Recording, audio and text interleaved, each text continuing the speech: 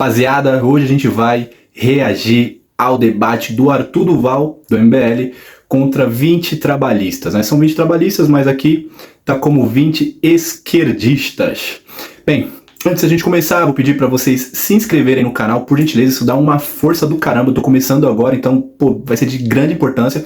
Curtir, se possível, comentar e também compartilhar. Então, sem demais, vamos para o vídeo. Antes também de começar, eu gostaria de dizer que esse foi um debate que aconteceu no canal do Spectrum, né? Então, antes de verem o meu react aqui, vocês podem ir lá e assistir o debate inteiro, sem cortes, sem intervenções, porque eu vou fazer algumas intervenções aqui no vídeo, vou parar para fazer alguns adendos, beleza? Então, bora pro vídeo. Meu nome é Arthur Duval e eu tô na zona de fogo com 20 esquerdistas. A minha primeira frase é: eu quero rasgar a CLT. É óbvio que quando você ouve essa frase, você pensa, lá vem o defensor de patrão, lá vem o explorador de CLT. Justamente o contrário. Eu acho que a CLT hoje, ela prejudica muito mais o trabalhador e a economia como um todo do que ajuda as pessoas que querem arrumar emprego, melhorar seus salários, melhorar suas condições de trabalho e sonhar com um futuro melhor. Aê, também. Prazer te conhecer, cara. Prazer. E aí, como é que tá, beleza? Meu nome é Tamir Felipe, eu sou professor, streamer e músico. Vamos lá, a CLT ela tem 922 artigos. Esses artigos, essas leis, regulam a relação de emprego no Brasil. Qual especificamente você quer acabar e por quê? Vamos lá, na verdade eu acho que a CLT ela tem um espírito errado. O espírito da CLT ela veio no início do século XX, você sabe, de uma forma que hoje é completamente arcaica. Nós não trabalhamos mais numa sociedade, infelizmente, né, industrializada. E hoje as relações de trabalho elas são muito engessadas para a realidade que a gente tem hoje. Então eu diria para você o seguinte: a gente tem que rasgar a CLT e entender como que hoje no século XXI as relações de trabalho são feitas. Eu diria que eu poderia começar com uma provocação para você, que eu já vi você falando, por exemplo, de FGTS, né? Você diz muito que o FGTS ele é importante porque nenhum país se desenvolve sem poupança. Concordo com você, apesar de achar que o FGTS é a pior poupança que pode existir. Primeiro que ela é compulsória, sai do bolso do trabalhador, né? Não sai do empregado. E segundo que ela é muito engessada, ela é simplesmente para habitação. Então a minha provocação é a seguinte: como é que você pode dizer que um imposto para o funcionário, um imposto, porque isso é um imposto, não é um direito, um imposto para o funcionário ajuda ele a crescer uma vez que o rendimento perde para todas as outras opções que ele pode ter no mercado? Então um dos problemas da CLT que você enxerga é o FGTS. Um deles. O problema é que o FGTS não está na CLT. Não, mas não importa. Não importa. Rapidamente aqui. Aqui o Tamir, ele deu uma jambrolhada, como diria o Renato Mano e Moicano, no Arthur, cara. Ele deu uma jambrolhada e esse primeiro debate aqui, que é o Tamir e o Arthur, o Tamir ele se saiu melhor do que o Arthur, né, na minha opinião. Porém, eu tenho um adendo aqui ao Tamir. Primeiro que sim, a nossa CLT ela é burocrática e burocracia gera menos atividade em setores, né? Atividade econômica, atividade empregatícia, o que você quiser considerar. Outra coisa é que o Tamir, ele é um cara que, no debate aqui, ele vai sempre julgar as questões técnicas, mas ele nunca discute o mérito da questão. Outras partes do debate, quando ele tenta justificar o mérito da questão, quando ele tenta debater o mérito da questão, ele dá ali uma enrolada, ele dá uma ensabonetada, ele dá uma escorregada. Aqui ele se saiu melhor. Eu tinha visto ele falando, cara, um adendo sobre o Tamir, eu acho ele um cara muito inteligente, mas eu vi uns vídeos dele falando sobre o debate. E ele é um cara que parece que tem um ego bem ali agudo, sabe? Ele falando sobre, não, que eu bati, peia, eu não vi isso num debate, cara. Pra falar a verdade, sendo pragmático, eu não vi. Eu acho que você saiu melhor aqui, você tem um conhecimento maior sobre a relação trabalhista da CLT ali de forma técnica, né? E o Arthur não se preparou pra você nessa questão, ele realmente vacilou nisso. Mas eu não vi isso que você acusou no debate sobre bater. Eu acho que o Arthur saiu melhor a maior parte do debate. Sendo bem pragmático, vou pontuar aqui os pontos mais interessantes. Vamos lá? Não importa, você falou que quer rasgar a CLT. Sim, cara. Você me trouxe o problema do FGTS. Não, o FGTS está fora da CLT. O FGTS é uma lei. A CLT, quando a gente fala de CLT, eu tô falando de todos os direitos trabalhistas. Então a afirmação sua você não quer rasgar a CLT. óbvio, Você que tem um problema com uma lei específica que é do FGTS que está fora da CLT. Não é uma lei específica, são várias leis específicas. A regulação do Mas trabalho. você citou uma lei específica que não Sim, está na esse CLT. foi um exemplo. E a sua afirmação foi que você quer rasgar a CLT. Tudo bem, então, se minha frase foi imprecisa, ponto pra É uma você. pergunta muito específica, assim, você encontra um problema na consolidação das leis do trabalho, Sim. ou seja, um conjunto de leis, Sim. especificamente 922. Sim. Aí eu pergunto assim, me cita uma lei ou algum problema, alguma coisa que você quer fazer na relação de emprego que a lei, CLT, esse conjunto de leis, não permite. Aí você me citou uma que está fora. Vamos lá. Fora dessas 922. Tudo bem. O seu problema é outro. Meu problema é outro, tudo bem, ponto pra você. O FGTS estava fora da CLT. Mas de qualquer forma eu posso dizer o seguinte pra você: como é que eu posso ter um trabalho hoje flexível se eu não consigo ter uma relação de flexibilidade, por Que exemplo, tipo de de horários? flexibilidade? Por exemplo, vamos supor que você tem um bar e nesse bar eu quero contratar 3 vezes por semana, mas só essas 3 vezes. Por que necessariamente eu tenho que pagar o FGTS? Por que necessariamente eu tenho que pagar todos os impostos que vêm com isso, dobrando o custo? Aliás, às vezes até triplicando se você colocar o custo dos processos trabalhistas. Informação falsa. 76% do seu gasto como patrão vai diretamente para o funcionário. Bem, aqui o Tamir já tomou aqui uma red flag, aqui, uma bandeira vermelha aqui, né? Própria checagem dos fatos. A gente tem que ler o QR Code aqui depois para ver como que eles contabilizaram esses dados aqui, mas o Tamir ele já tomou uma tramontina do próprio programa, cara. E você nota como ele tá feliz, né, quando o Arthur elogia ele. Até no final do debate o Arthur elogia ele, você vê ele sorrindo, cara. O cara fica muito feliz. Acho que ele é um cara, de certa forma, honesto ali, mas ele é muito egóico. É um cara que tem um ego ali, né? Porra, acima demais. Inclusive um cara que eu gosto bastante, que é o Charlie Barkley, ele vai aparecer aqui. O Tamir fala sobre, quando o Charlie Barkley faz umas críticas ali aos trabalhistas, o Tamir fala que não é hora de fazer filosofia de boteco, né, que ele tá errando. Cara, puta que pariu, velho, tipo, que ego, hein? Tá me cheirando. Vamos lá. Sim. Não, mas de qualquer forma também, vamos lá. Você concorda comigo que você tributar a folha, ainda mais tirando a opção do funcionário, escolher o que ele vai fazer com o dinheiro que vai diretamente para ele, é uma coisa ruim? 76%, como eu disse. Vamos voltar. 76% do que você disse eu posso trazer. 76% do que é pago do patrão vai direto para o funcionário. As outras coisas que não vão, ela vai para um imposto, sim, ou para algum fundo especificamente que também vai para o funcionário, como por exemplo o FGTS. Nem sempre. Por exemplo, Tamir, você é a favor de o funcionário pagar imposto para a entidade patronal? Depende. O funcionário. Hoje paga. Não. O funcionário paga para... Sim, o funcionário. Não, a gente pode discutir especificamente. É por isso que eu perguntei para você. Qual especificamente? São vários. Não, então, assim, o FGTS não está dentro da CLT. Você mesmo já concordou. Mas aí agora você está falando sobre a regulação de trabalho. Artigo 442, trabalho intermitente. É possível fazer. Você pode contratar as pessoas, ter uma relação de emprego com a pessoa e ter jornadas intermitentes. Por exemplo, você citou o exemplo do bar. Contratar 3 vezes a semana, ter quanto tempo? Não pode. Pode. Artigo 443, novamente é uma informação falsa. Artigo 443. Quando você olha o resto do mundo inteiro regula suas relações de trabalho. O mundo inteiro... A CLT no Brasil regula a relação de emprego, não é relação de trabalho. Emprego é uma das relações de trabalho. Tudo bem. A prestação de serviço, por exemplo, hoje. Assistência, outra coisa. Também. A CLT hoje, ela regula as relações de emprego. Isso. Como é que hoje eu, por exemplo, posso contratar uma pessoa que seja, por exemplo, um técnico de TI, sem que ele caia na CLT e sem cair na pejotização? Não tem como negar. O Arthur aqui, ele realmente tomou... Nessa primeira interação aqui, ele tomou uma peia. É verdade. O Tamirzinho jambrolhou o Arthur nesse debate sobre a CLT aqui, cara. Não tem como, cara. O cara, às vezes, ele precisa fazer uma manutenção. Por exemplo, domingo de manhã. Você está misturando as coisas. Calma aí, que você fez a afirmação que você quer acabar com a CLT. Sim. A CLT, ela regula a relação de emprego. O PJ, ele é um prestador de serviço. É uma pessoa jurídica prestando serviço para uma outra jurídica. Essa é uma outra relação de trabalho. Por que existe isso? Porque é uma outra relação de trabalho. Por que existe essa outra se a CLT não abarca ele? Porque uma sociedade... Não, a sociedade existe... Toda sociedade existe diversos tipos de relação de trabalho. Sim. Diversos tipos. Por exemplo, uma relação de trabalho pode ser uma relação societária. Também uma relação de trabalho. Uma relação cooperativa. Também uma relação de trabalho. Também, vamos lá. Eu já vi você falando em vários vídeos seus que as pessoas estão se pejotizando. Isso é uma coisa negativa. Isso é mesmo. No mundo inteiro, o mundo não vai para pejotização. O mundo inteiro prefere relações de trabalho que sejam relações de emprego. O fato é o seguinte, por que aqui no Brasil você tem uma extrema pejotização? Porque as pessoas querem fugir da CLT. Não tem extrema. 35% das pessoas estão embaixo de relação de emprego e 7% em relação de pejotização. Nós estamos numa crescente de pejotização que nenhum lugar... Eu concordo, a gente pode discutir sobre isso. É que assim, vamos lá. Outra coisa, a maior parte das pessoas hoje está na informalidade. Por que as pessoas estão na informalidade? Justamente por isso. Vamos lá então, você tem algumas características de emprego. Você tem a relação de PJ, que é uma relação de prestação de serviço. Você considera essa relação boa? Legalizado, depende do contexto. Legalizado, a gente pode discutir sobre isso. Legalizado. Você tem uma relação de emprego formal, que é regido pela CLT. Você tem uma outra relação, que é os empregos não formalizados, que são os informais. Um cara autônomo, coisa do tipo, que não está formalizado, mas trabalha por conta. E você tem os trabalhadores que têm relação de emprego, mas não estão formalizados, não estão na CLT, que é como você quer, correto? Não, calma. Justamente o contrário. Eu quero que as pessoas sejam mais formais. Eu quero que as pessoas estejam dentro do trabalho formal. O problema é que hoje a formalidade dita que ela tá, ela expulsa as pessoas. Isso é um fato. Isso não sou eu. Antes de fazer o juízo de valor sobre se isso é bom ou ruim, existe um dado aqui. O dado é, hoje as pessoas estão indo para a informalidade. E essa está numa crescente. Esse dado está numa crescente. Isso é um fato. Vamos fazer um juízo de valor a partir desse fato. Se a formalidade é boa, por que as pessoas estão fugindo dela? Então, tem duas características nesse ponto. Um estudo da FGV, publicado há pouco tempo pelo professor Nelson Marconi, ele fez essa segregação e viu sobre a questão do salário. Aí eu vou fazer uma pergunta bem direta para você. Você acha no Brasil que a mão de obra, via de regra, ela é qualificada ou ela não é tão qualificada? Ela é desqualificada. Ela é desqualificada, sim. Concordamos nesse ponto, sim, correto? O que esse estudo constatou? Quando você tem uma relação de PJ, geralmente, você tem um alto nível de qualificação, sim, e nesse alto nível de qualificação, acaba acontecendo um processo de demanda. Ou seja, as empresas precisam desses profissionais qualificados, sim, porém tem uma quantidade menor de profissionais qualificados. Não é só isso também. Não, isso é um estudo dizendo que não sou eu falando. Não é só isso. Quando você vai contratar um profissional qualificado, o peso da CLT ou o peso das relações de emprego, use o termo que você quiser, são tão pesados que você expulsa essa pessoa. Exatamente, mas é o que eu tô querendo explicar para você. O estudo mostra justamente o contrário. O que ele mostra? Que as pessoas estão indo para a CLT? Não, vou explicar para você.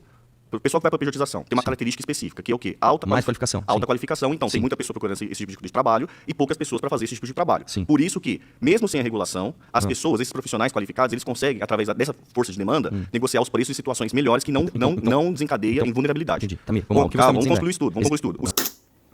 Bem, rapaziada, eu vou passando aqui para outros momentos do debate, mas eu gostaria de vir aqui pro finalzinho do debate do Tamir aqui, ó, onde a gente, vocês puderem dar uma olhada.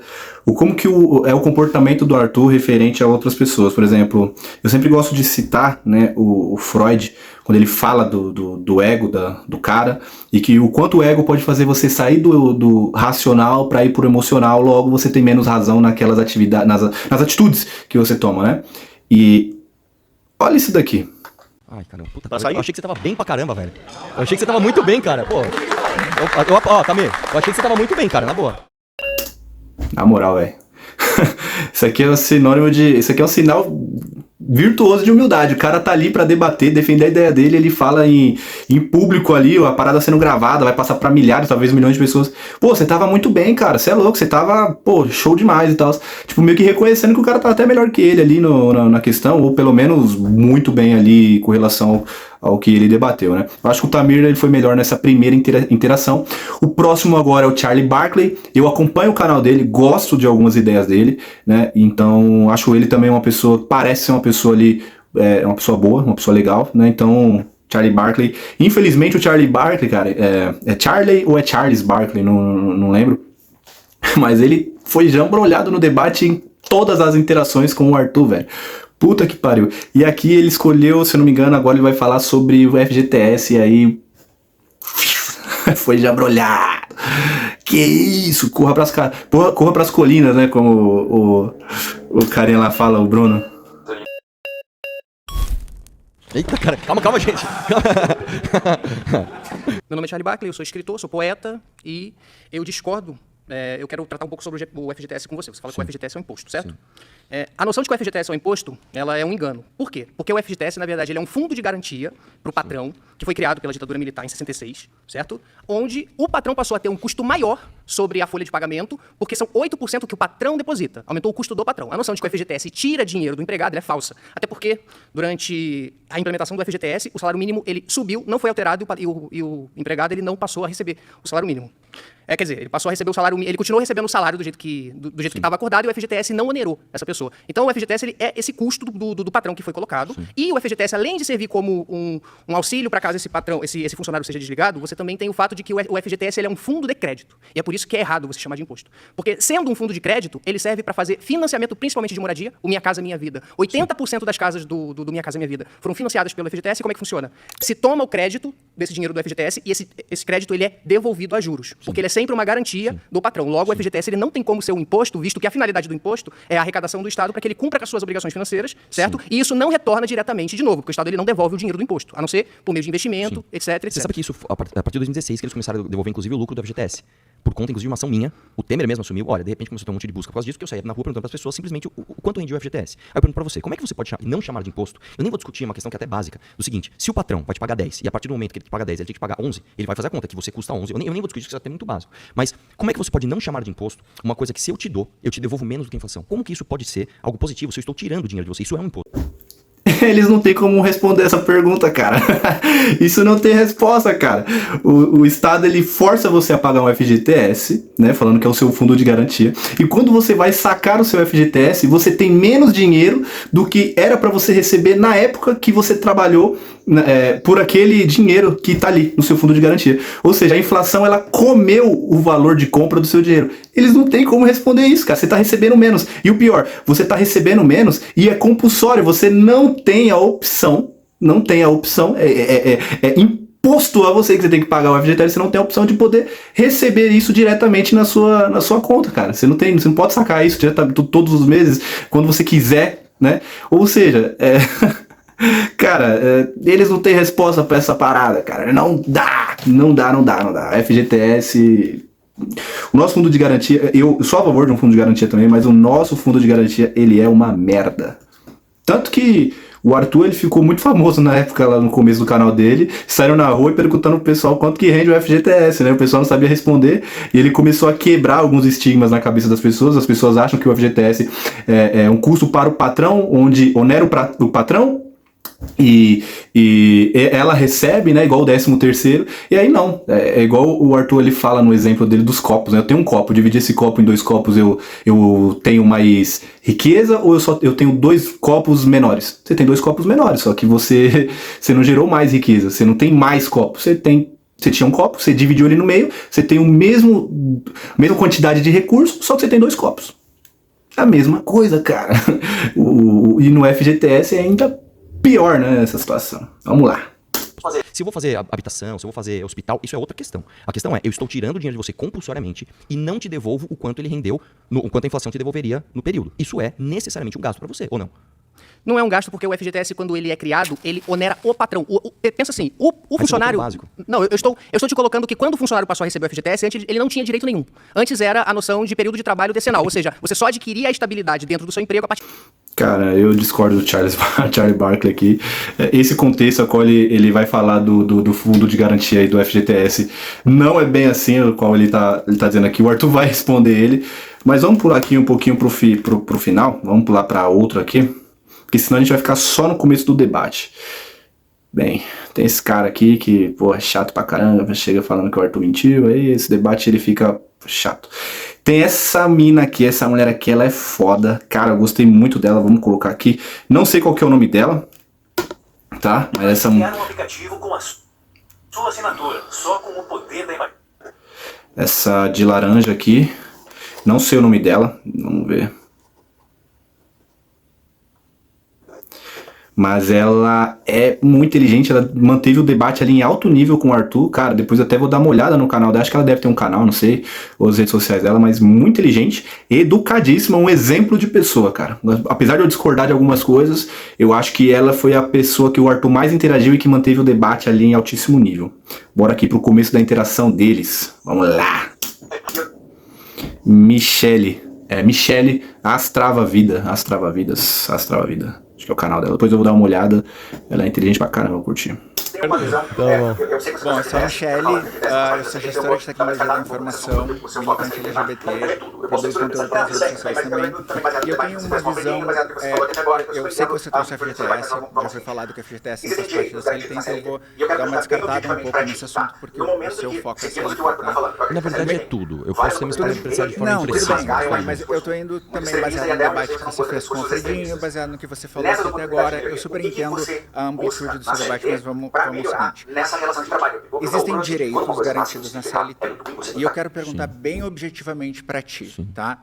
No momento em que seguimos o que o Arthur está falando, eu acredito que a CLT tem várias oportunidades de melhoria. Sim. Por isso, rasgar eu acho um discurso muito extremista e até onde eu sei você não busca ter discursos extremistas.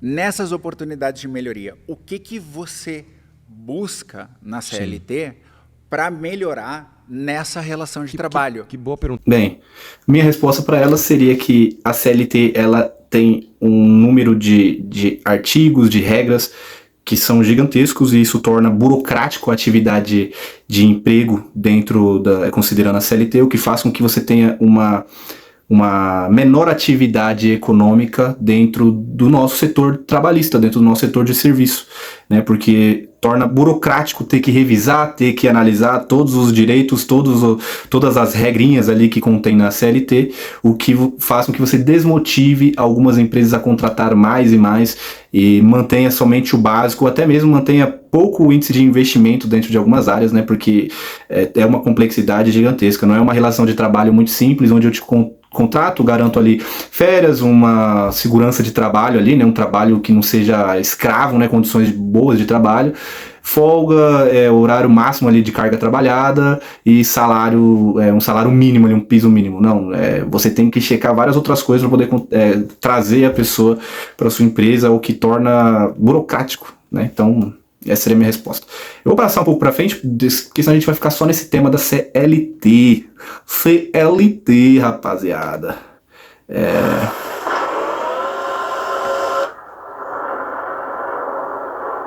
O nível de produtividade do trabalho, ele começa a aumentar. Então, vamos lá. Agora a gente vai ouvir aqui o Charlie Barkley falando sobre o fim da escala 6x1. Tá, eu discordo da sua afirmação porque a própria história do Brasil, ela desmente isso. No início do século XX, até antes do governo de Getúlio, as horas trabalhadas eram cerca de 10... Rapaziada, Charlie Barkley aqui, ele não raciocinou rápido, mas ele vai tomar uma jambrolhada e ele não consegue responder e puta, mano, eu gosto dele, velho, mas ele toma uma jambrolhada do Arthur. Caralho, se liga só, velho. Se liga, velho. 12 horas por dia. A partir de 1935, há uma redução, uma consolidação de 48 horas semanais. Junto com essa diminuição das horas de trabalho, Sim. a partir das reformas do Getúlio Vargas, o nível de produtividade do trabalho ele começa a aumentar muito, inclusive fazendo com que o Brasil crescesse entre os anos 50 e os anos 80. Mais que o resto do mundo. Mais que o resto do mundo, né? Por quê? Porque a gente estava passando por um processo de industrialização. Posso certo? só cortar uma parte aqui? Eu não acho que quantidade de horas trabalhadas significa maior produtividade. Isso não é verdade, tá? A produtividade, perdão, ela está muito mais ligada a questões tecnológicas, inclusive. É aquele famoso exemplo. Se eu te der uma escova de dente pra você limpar a mesa, vai demorar muito, ela vai ficar ruim. Se eu te der um pano, você vai limpar rápido, vai ficar bom. Então é muito mais relacionado a como você trabalha do que, de fato, o quanto você trabalha. Não, eu concordo plenamente com isso. A produtividade está com a qualidade do trabalho. Só que a questão é que, do mesmo jeito que trabalhar mais não garante mais produtividade, Sim. reduzir hoje a jornada 6x1, ela não vai fazer com que a produtividade caia. Porque você não, Desculpa. vai lá. pensa assim, quando a gente reduzir a jornada, tem estudos do Diese, por exemplo, que eles demonstram que poderiam ser criados cerca de 2 milhões de empregos verdade isso. formais. Quem vai pagar isso? Como assim? Quem vai pagar isso? Como assim? Como assim? Como assim o quê? Como assim o quê? O quê? Eu não cheguei nessa parte.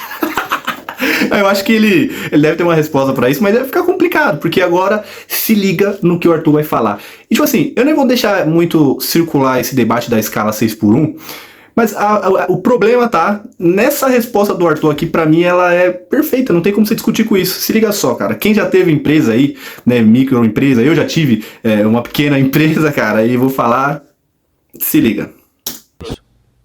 Se você acabar com a jornada 6x1 hoje, especialmente as empresas mais pobres vão ter que contratar mais. Ou elas vão falir ou elas vão aumentar o custo dos seus produtos. Isso é simples. Mais de 60% dos empregados em 6x1 estão em micro e pequenas empresas. Mas o... Tá! Porra, menor! Cê é louco, responda isso agora! Responde, não teve tempo pra responder, mas caralho! Finish him, mano. Espero que ele faça uma resposta ali no canal dele. Mas, e aí? E aí, cerca de 70% da atividade de serviço econômico no nosso país tá ligada à microempresa, cara. E o microempreendedor, cara, é um cara que tira ali, cara, na maioria das vezes 3, 4, 5 mil reais de lucro, entendeu? O funcionário dele tira 2 contos. Ele às vezes tem 2, 3 funcionários ali. Então, tipo assim, porra, cara, tipo assim, você fale, cara, eu já fali. Sabe por causa de quanto eu fali? Se eu falasse, eu falei por causa de 11 mil reais, porra. Eu falei por causa de 11 mil reais.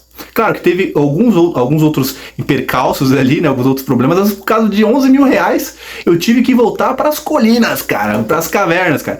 Então, assim, esses caras, quando eles falam sobre escala 6x1, eles imaginam o empresário só como o ricaço lá, malvadão, o dono do Burger King, o dono da Coca-Cola, né? O cara ali genérico ali da Faria Lima. Cara, não, cara, quem vai se fuder é quem tem 2, 3 funcionários, mora na quebrada, na periferia, tá ligado? Tem uma padaria, ele tem uma loja de roupa dentro de um shopping, dentro de uma galeria, ele tem uma loja ali de arrumar celular ali, de eletrônico. Esse cara, ele tá fudido, cara. 2, 3 mil reais a mais de custo pra ele é a linha tênue entre ele existir e não existir. E finish him. Aí o que você vai ter que fazer é criar uma regra pra alguns e uma outra regra pra outros, cara. E aí, eu não sei, teria que estudar bem se funciona, né? Para grandes empresas você criar uma regra ali, só que aí você vai ter uma alta procura no mercado por essas grandes empresas. Cara, aí você tem pessoas no mesmo setor ali, às vezes, sendo mais beneficiadas do que outras. Como é que faz isso, velho? Que uma pessoa trabalha no mesmo setor ali que uma outra, porém uma trabalha numa multinacional e a outra trabalha numa empresa pequena. Onde o patrão ali tira seus 6 mil reais, 5 mil reais. E aí, cara, como é que fica? Fala pra mim. Então você vai beneficiar quem trabalha em grandes empresas multinacionais, e aí quem trabalha nas pequenas empresas você vai punir ela com relação ao benefício das outras? complexo, não sei, de forma sincera é algo a se pensar, né? Então, já vou passar aqui para frente, já acho que essa discussão da escala 6x1 vai cair muito nessa discussão aí de que trabalhar menos, você pode produzir mais, não é correlação direta, que não sei o que. Concordo que a escala 6x1 ela é uma bosta, ela é uma merda que atrapalha a vida das pessoas, não deveria ser assim. Espero que o país ele consiga superar isso, mas não é um debate preto no branco. Não, coitadinho das pessoas, que não é fácil assim, cara, não é um debate simples, cara. É um debate complexo, cara, que você pode... tem uma linha tênue ali entre você prejudicar economicamente um setor inteiro, o mercado, a economia, e não, cara. Então tem que ser feito de uma forma muito estratégica, né? Então, vamos lá. Deixa eu procurar aqui outro tema legal.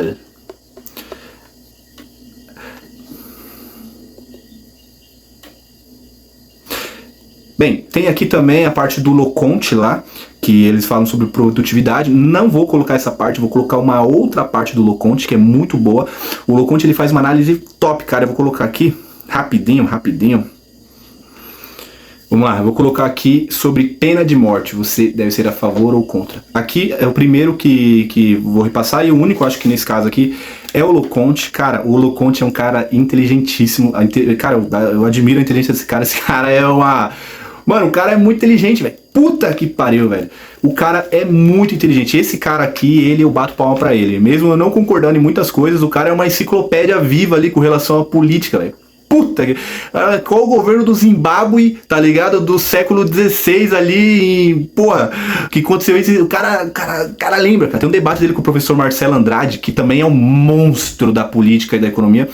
E, cara, o Loconte, ele vai muito bem, cara. Apesar de alguns pontos eu concordar com o Marcelo Andrade, outros eu concordo com o Loconte. O Loconte, ele é pragmático. E eu adicionei isso até pra mim, cara. Eu sou um cara pragmático. Quando as pessoas falam, você é o quê, político? Eu falo, cara, eu sou um cara de direita, mas pragmático. Pragmático demais nas minhas relações políticas na vida. Eu sou um cara pragmático, porque ele se diz ser um cara pragmático e eu acho que ele fala muitas coisas que fazem muito sentido, né? Porém... Na questão da pena de morte, eu concordo 100% com o Arthur, 100% vai fazer muito mais sentido, mas o Loconte vai falar uma coisa aqui que eu nunca havia pensado e é bem legal, olha só. Bom, tô de volta. E aqui vai uma crítica sincera, especialmente com a ponderação que você fez anteriormente. Me parece que o MBL, em um momento de crise, está usando de uma pauta populista de direita barata, que é justamente instigar o povo à violência contra o crime organizado.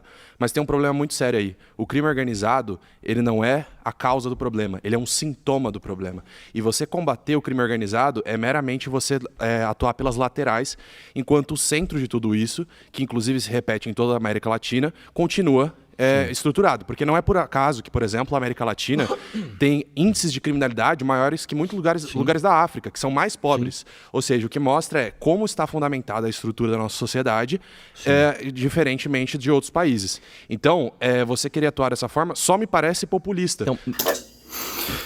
Boa colocação, Loconte. Essa pontuação que você fez aqui sobre o Arthur MBL, eu gosto muito do Arthur, né? É um cara que... Vou fazer um vídeo com relação à influência desse cara na minha vida, tá? É um cara que eu admiro demais, né? Mas essa pontuação é muito boa. Pô, será que essa é uma pauta do MBL a qual eles querem ser populistas? Até porque o MBL, eles é um cara que é um movimento que se desassociou muito da direita bolsonarista, que eu nem considero uma direita, né? Que é um culto em volta de um personagem, né? Então não tem espectro moral nenhum ali, né? Então é só eu amo Bolsonaro, volta em mim. E, pô, será? Eu acho que não. Mas é uma dúvida válida. É uma dúvida válida, porque é um tema populista. É um tema popular, né? Eu sou a favor da pena de morte, lógico, cara. Eu sou totalmente a favor. Eu acho que a ressocialização, ela é para alguns, não para todos, né? Então, mas a pontuação dele, a colocação dele aqui, ela é válida. Só que aí tem um problema, cara.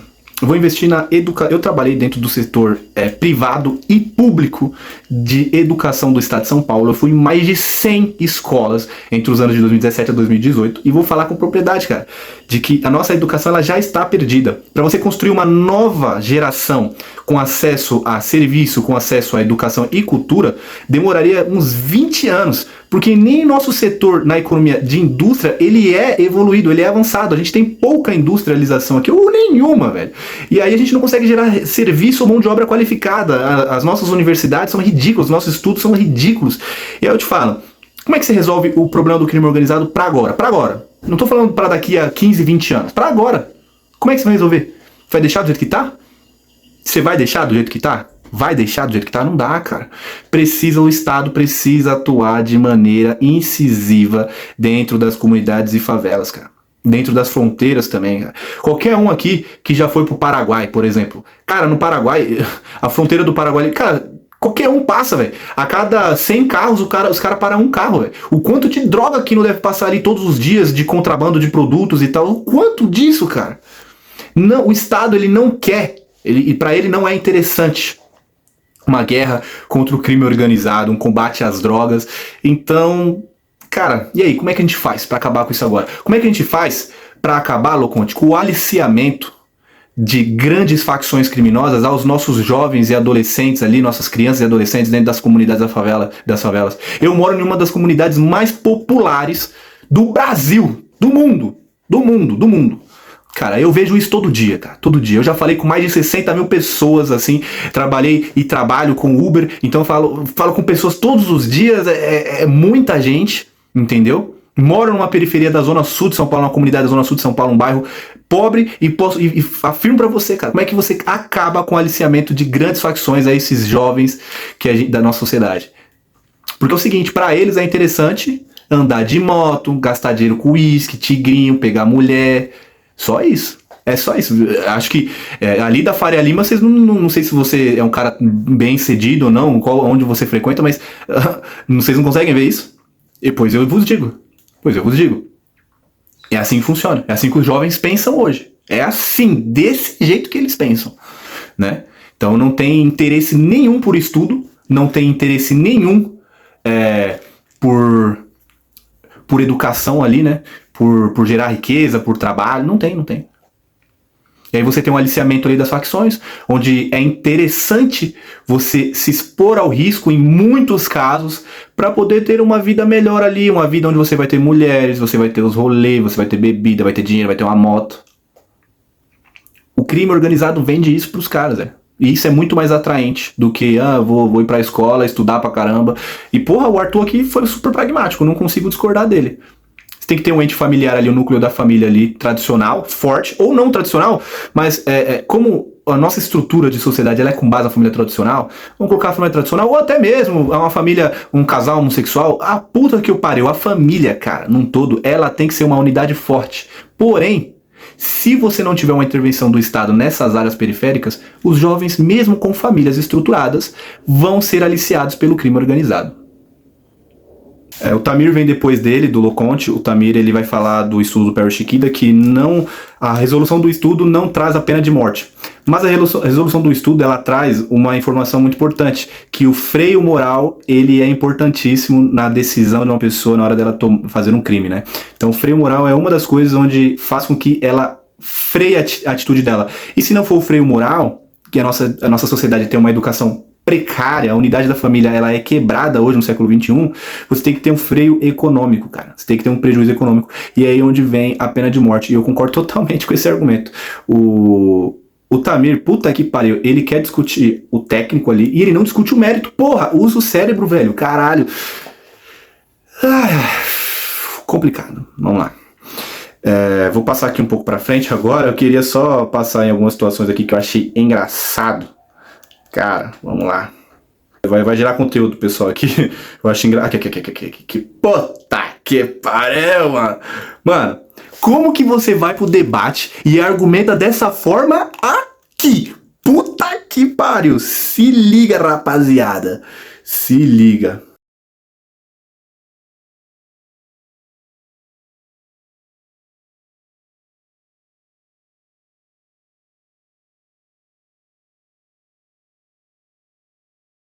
Porque essa pergunta que você está fazendo é tão difícil que o mundo ainda não respondeu. Então hoje você fala assim, qual é a proposta correta? Eu não sei. E você acha que uma proposta de regulamentação não vai ter um aprofundamento nos casos?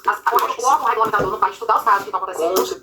Só contextualizando aqui. Aqui eles estão na pauta essa regulamentação das redes, né? Que é aquela regulamentação que o Arthur foi debater lá no Inteligência Limitada com o deputado, acho que é um deputado lá, esqueci o nome desse cara. Essa regulamentação das redes sociais gera mais problema do que resolve? Então a discussão aborda esse tema, que eu não lembro, PL 2630, sei lá, não lembro. Tô falando, às vezes posso estar falando besteira, mas eu esqueci o nome do cara lá. Olha o que essa mulher vai falar. Puta que pariu, velho. Regulatório muito bom. Depois você teve, inclusive, a Lei de Proteção Geral, Lei Geral de Proteção de Dados. Beleza, isso tudo ótimo. O problema com esta regulamentação é porque ela tem cordas que estão sendo puxadas politicamente para incluir na regulamentação injúria, discurso de ódio, abolição violenta do Estado Democrático de Direito, e isso são questões subjetivas. Hoje a discussão parou onde?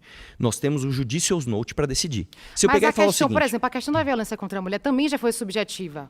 Há um tempo, antes de virar não, ela é lei. bem objetiva, na verdade. Não, ela sempre foi subjetiva, porque era briga de marido e mulher, ninguém mete a colher. Então, nesse sentido, é subjetiva. Mas você concorda? Ela vai crescendo, ela vai amadurecendo, ela vai mudando as leis a partir disso, né? Mano, olha, briga de marido e mulher, ninguém mete a colher. Por isso, a violência contra a mulher é subjetiva. Meu cérebro, tô tendo um derrame, caralho. Mano, como é que você vai debater e se me lança uma dessa, cara? Caralho, isso é inteligente mesmo, hein, mano? Porra, velho. Mano, como que ninguém endossou essa mulher a uma carreira política, a ser governadora, sei lá, cara. Porra, ela é muito preparada, cara. Olha o raciocínio dela é rápido. Então o Arthur indaga ela ali, ela, pô, não é, a violência contra a mulher já foi subjetiva. Pô, briga de marido e mulher, ninguém mete o quê? A colher, rapaz. Caralho, meu irmão, eu teria vergonha no outro dia de abrir minhas redes sociais tendo dado um argumento ridículo desses. Assistam o restante, mas com relação à regulação das redes sociais é bem complicado.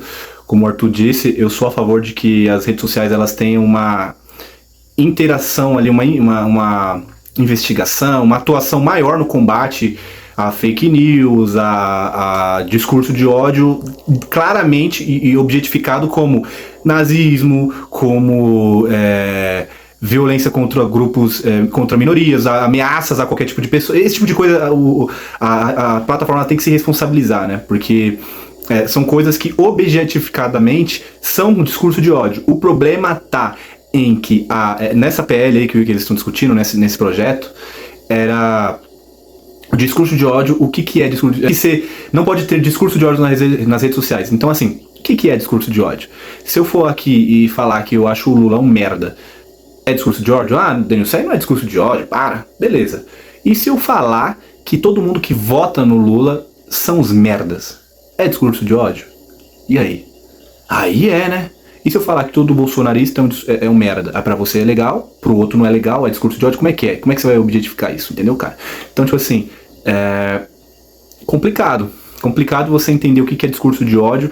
Eu acho que não é tão legal você deixar na mão do Estado tipificar o que é isso, porque aí você tem muito de que qual a parcela do executivo, do legislativo que tá ali, para quem eles representam, qual a área da sociedade, e aí quem tá no poder vai se beneficiar disso, quem não tá se prejudica. Você tem um problema ali. Então eu acho que tem coisas que são muito claras: nazismo, pessoas planejando morte de outras, racismo, homofobia. Isso aí, porra, é consenso de que a plataforma tem que intervir. Mas discurso de ódio em si, eu acho que a gente tem que colocar uma outra tipificação para isso, né? Porque o que é discurso de ódio? Então me explica o que é discurso de ódio. Você vai me explicar de uma forma e uma outra pessoa vai explicar de outra. Esse é o problema. Você vai me responder, só que vai ter outras pessoas que vão falar que outra coisa é de discurso de ódio. Então não dá pra gente deixar à mercê do que as pessoas acham, e aí o Estado vai lá e pune a plataforma por qualquer tipo de denúncia ali. Aí a plataforma vai começar a derrubar todo tipo de post, entendeu? Porque ela não vai querer ser penalizada por qualquer besteira que você fale ali. Então eu acho complicado. Bem, pessoal, espero que vocês tenham gostado. Curta, compartilhe, comente se possível. Se inscreva, cara, por favor. Tô iniciando o canal agora. Pra mim tem sido uma jornada bem legal, bem interessante, nova na minha vida. Espero que dê certo. Tô curtindo bastante. Vejo pessoas comentando, mais pessoas curtindo do que me criticando, mas eu gosto das críticas também, cara. É da hora as críticas, né? Então ninguém até agora me ameaçou. Mas tem várias críticas, cara, e eu acho válido as críticas. Tem que me criticar mesmo, tá certo. E eu muito obrigado por quem me critica e mais ainda por quem me apoia, cara. Né? Se vocês puderem me seguir nas redes sociais, no Instagram, é @DNilsonF. No TikTok é a mesma coisa, no Twitter é a mesma coisa, né? No Kawaii a mesma coisa, no YouTube aqui, né? Denilson Ferreira Oficial. Muito obrigado, fiquem com Deus, fiquem bem, né? Espero que vocês tenham um ótimo dia. Valeu!